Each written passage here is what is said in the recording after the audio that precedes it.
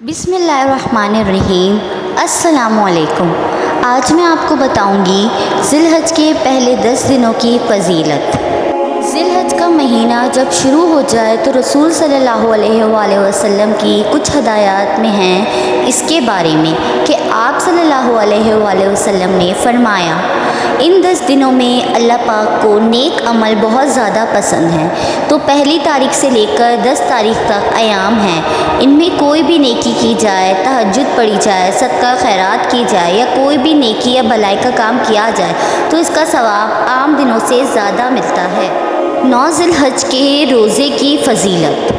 ان ایام میں روزے رکھنا ہے ذی الحج کے پہلے عشرے میں، اور یوم عرفہ کا روزہ صحیح حدیث سے ثابت ہے، اور آپ صلی اللہ علیہ وآلہ وسلم نے اس کی ترغیب دی ہے کہ جو یوم عرفہ کا روزہ رکھے گا اور ایک دن کا روزہ 1 سال پچھلے اور 1 سال اگلے گناہوں کا کفارہ بن جائے گا۔ باقی دن روزہ رکھ سکو تو یوم عرفہ کو ضرور رکھیں، اگر یہ بھی نہ کر سکیں تو نیک اعمال ضرور کریں۔ ان دنوں میں کون سی تکبیرات پڑھیں؟ ان دنوں میں کثرت سے اللہ کی حمد و ثنا بیان کرو، مطلب اللہ کی تعریف، اللہ کا ایک ہونا یعنی توحید بیان کرنا۔ 9 ذی الحج سے لے کر ایام تشریق شروع ہوتے ہیں جن میں تکبیرات تشریق ہے، جن میں پڑھیں اللہ اکبر، اللہ اکبر، لا الہ الا اللہ واللہ اکبر، اللہ اکبر وللہ الحمد۔ اللہ بہت بڑا ہے، اللہ بہت بڑا ہے، اللہ تعالیٰ کے علاوہ کوئی معبود برحق نہیں، اور اللہ بہت بڑا ہے، اللہ بہت بڑا ہے، اور اللہ تعالیٰ ہی کی تعریفات ہیں۔ یہ پڑھا جاتا ہے اور آپ اللہ اکبر بھی پڑھ سکتے ہو، یا لا الہ الا اللہ یا لا حول ولا قوت الا باللہ بھی پڑھ سکتے ہو۔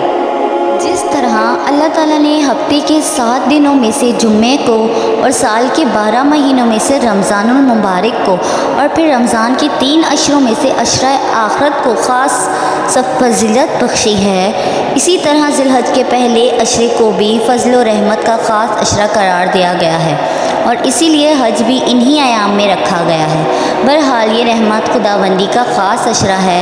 ان دنوں میں بندے کا ہر نیک عمل اللہ تعالیٰ کو بہت محبوب ہے، ان میں جو عمل کیا جائے گا اس کا اجر و ثواب بہت زیادہ ہوگا، اور اس کی اللہ تعالیٰ کے ہاں بڑی قیمت ہے۔ یہ وہ مبارک و باعظمت دن ہیں کہ اللہ رب العزت نے قرآن میں ان کی قسم کھائی ہے۔ قسم ہے فجر کی اور 10 راتوں کی۔ اس سے مراد اکثر علماء اور مفسرین کے نزدیک ذی الحج کے یہی 10 دن روز ہیں۔ اللہ پاک ہم سب کو ذی الحج کے ان 10 دنوں میں خوب عبادت کرنے کی توفیق عطا فرمائے۔ مجھے بھی اپنی خاص دعاؤں میں یاد رکھیے گا۔